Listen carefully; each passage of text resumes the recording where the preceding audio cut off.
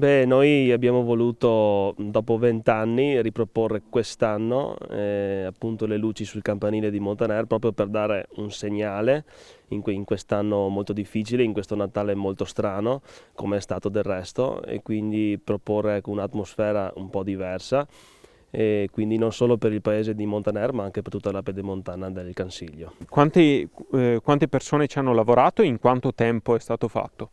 È stato un lavoro di quasi 2 settimane per la preparazione, che ha impiegato 10-15 persone, e anche poi per il montaggio sul campanile.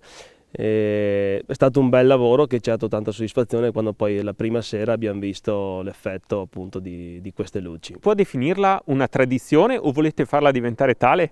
Ma era una tradizione appunto dagli anni 80 fino circa credo al 97-98, e adesso vorremmo riproporla di nuovo come una tradizione, quindi sicuramente anche per i prossimi anni.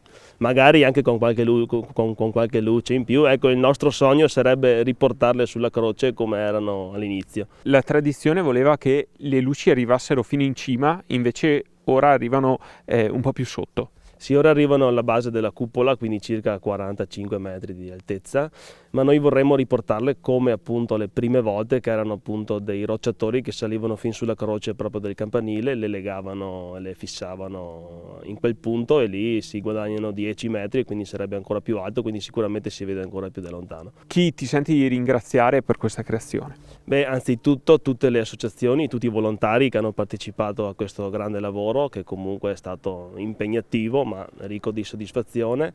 Chi ci ha sostenuto, Banca Prealpi San Biagio, il nostro partner da sempre, è nata qui a Montaner nel 1894, quindi una storia lunga e si conferma ancora per la sua presenza sul territorio, e un sostenitore privato che ha finanziato di tasca propria in parte questo progetto. Quindi potremmo dire che la comunità crede fortemente in questo progetto. Sì, la comunità crede, abbiamo molte realtà che ci aiutano, l'amministrazione comunale, la parrocchia di San Pancrazio, ovviamente proprietaria del campanile, e quindi sì, c'è un bel clima e vogliamo andare avanti così. Il prossimo anno la riproporremo con qualche luce in più sicuramente.